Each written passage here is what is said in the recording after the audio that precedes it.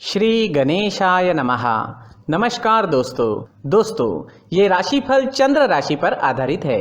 चंद्रमा का हमारे दैनिक जीवन में विशेष महत्व होता है क्योंकि चंद्रमा सबसे गतिमान ग्रह है और हमारे रोज के जीवन को बहुत ज्यादा प्रभावित करते हैं।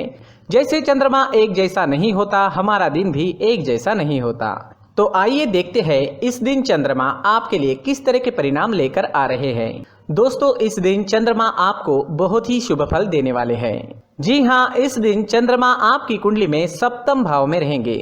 सप्तम भाव में चंद्रमा के होने से आपका मन शांत रहेगा, प्रसन्न रहेगा, आप टेंशन फ्री रहोगे। जोश और उत्साह सुबह से ही आपके अंदर देखने वाला होगा। इस दिन खास करके स्त्री और आपके ससुराल पक्ष से लाभ होने की आपको बहुत ज्यादा संभावना रहेगी। इस समय में आप कई मामलों में सफलता हासिल करोगे। आपका लाइफ पार्टनर आपको पूरी तरह से सहयोग करेगा। इस समय में आप अपनी जन्मभूमि से और विदेश से दोनों ओर से धन कमा सकते हो।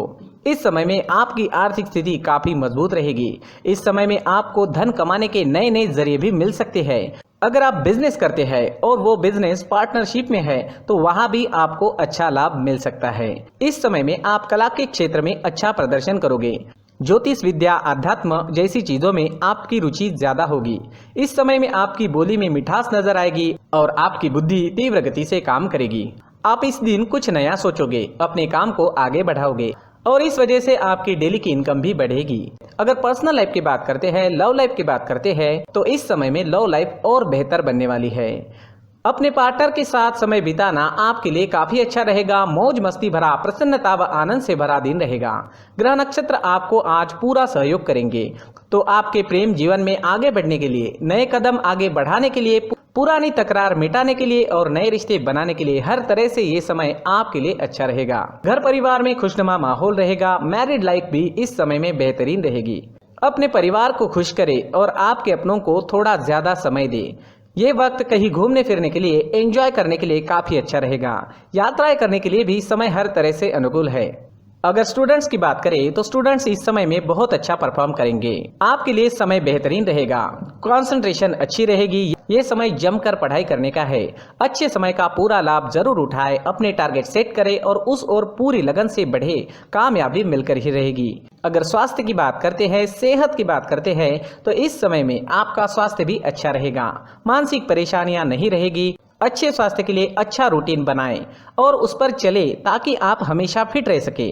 अपने स्वास्थ्य के अनुसार अच्छा डाइट प्लान बनाएं और उसे अच्छे से निभाएं। योगा करें, प्राणायाम करें, सुबह टहलने जरूर जाएं।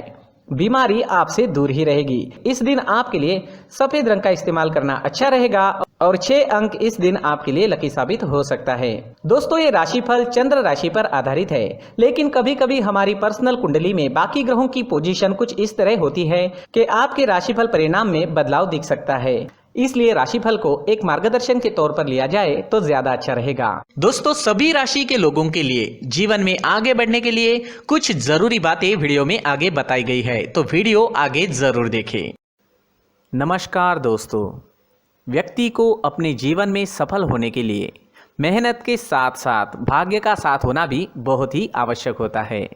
अगर व्यक्ति का भाग्य उसका साथ देता है तो कम मेहनत में ही अधिक सफलता प्राप्त होती है। परंतु कई बार ऐसा देखा गया है कि व्यक्ति के जीवन में कई ऐसी घटनाएं घटित होती है जिसकी वजह से उसको बहुत सारी परेशानियों का सामना करना पड़ता है और इस स्थिति में व्यक्ति को बिल्कुल भी समझ नहीं आता कि ऐसा क्यों हो रहा है।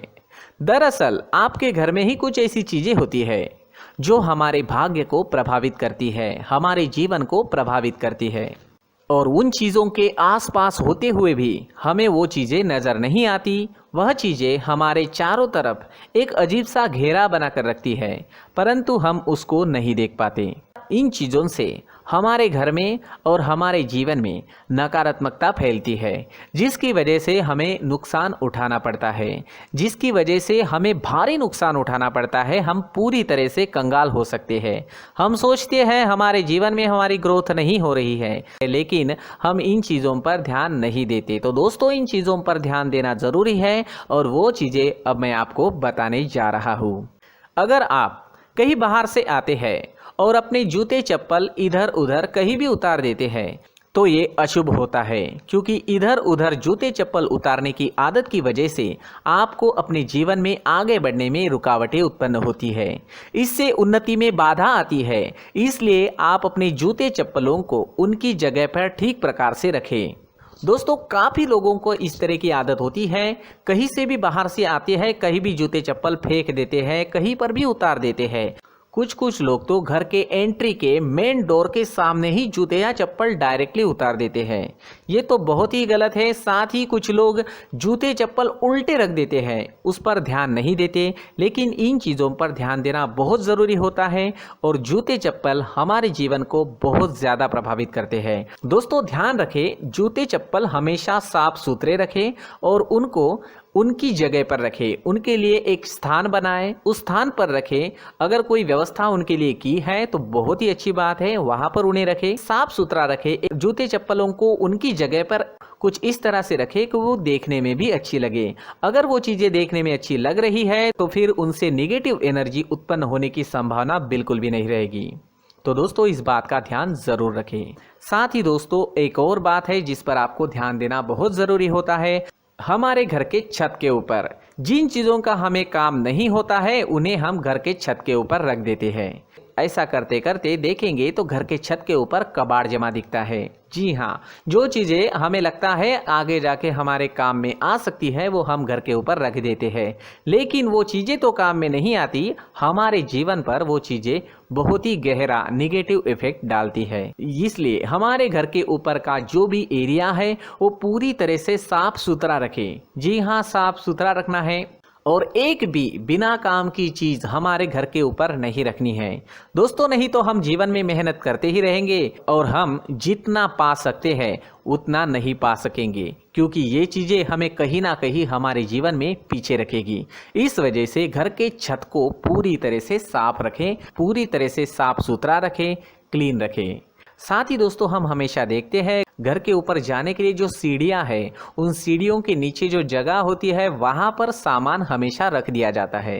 वो जगह ही ऐसी है कि सामान को खींच ही लेती है। वहां पर आपको कुछ ना कुछ सामान मिलेगा ही। जिन लोगों को पता नहीं है उनके घर आपको सामान मिलेगा ही, लेकिन जिन्हें पता है वो लोग हमेशा सीढ़ियों के नीचे की जगह साफ सुथरी रखते हैं और एक भी चीज़ वहाँ पर आपको नहीं मिलेगी। क्योंकि अगर हम सीढ़ियों के नीचे सामान रखते हैं तो हमारी उन्नति होना बहुत ही मुश्किल है। जी हाँ, सीढ़ियों के नीचे कूड़ा कचरा कबाड़ अगर हम जमा करके रखते हैं, कोई भी सामान रख देते हैं, तो उस वजह से माँ लक्ष्मी हम पर प्रसन्न नहीं होती। माँ लक्ष्मी हमारे घर में आने की संभावना बहुत ज़्यादा कम हो जाती है। तो दोस्तों, इन चीज़ों पर ध्यान रखें। हमारे घर की जो सीढ़ियाँ होती है उनके नीचे की जगह हमेशा साफ सुथरी रखें, क्लीन रखें। साथ ही दोस्तों, अगर आपके घर में ऐसी कोई चीज़ मौजूद है जिसका आपको काम नहीं है, जैसे टूटे फूटे बर्तन, आईना, तस्वीरें, इलेक्ट्रॉनिक सामान, सोफा, कुर्सी, टेबल, पलंग, घड़ी, झाड़ू, गमला इत्यादि, तो आप इन सामानों को अपने घर से तुरंत ही बाहर निकाल दीजिए, वरना इससे आपको बहुत बड़ी परेशानी हो सकती है। आपको ये चीज़ें कंगाल बना सकती है। तो घर में ऐसी चीज़ों का मौजूद होना शुभ नहीं माना गया है। इससे धन की देवी माता लक्ष्मी जी का प्रवेश घर में नहीं होता है। इन चीज़ों से आपके घर में नकारात्मक ऊर्जा का संचार होता है और जिस वजह से व्यक्ति को मानसिक समस्याओं का सामना भी करना पड़ता है।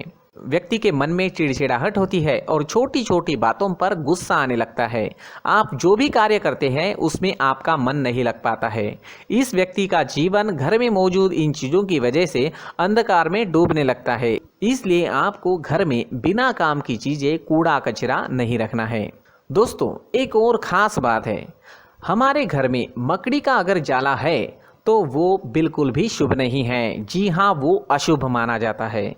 घर में मकड़ी का जाला होना अशुभ है। इससे आपके अच्छे दिन भी बुरे दिनों में बदल सकते हैं, क्योंकि मकड़ी अपना जाल शिकार को फंसाने के लिए बनाती है। और अगर आपके घर में मकड़ी का जाला है तो इससे घर में नकारात्मक ऊर्जा का प्रभाव अधिक बनता है और वास्तुशास्त्र के अनुसार इससे सकारात्मक ऊर्जा का नाश होना शुरू हो जाता है और घर में नकारात्मक ऊर्जा बहुत ज़्यादा बढ़ जाती है। इसलिए आप अपने घर को हमेशा साफ सुथरा रखें। कम से कम 1 महीने में अपने घर के हर कोने की साफ सफाई ज़रूर करें।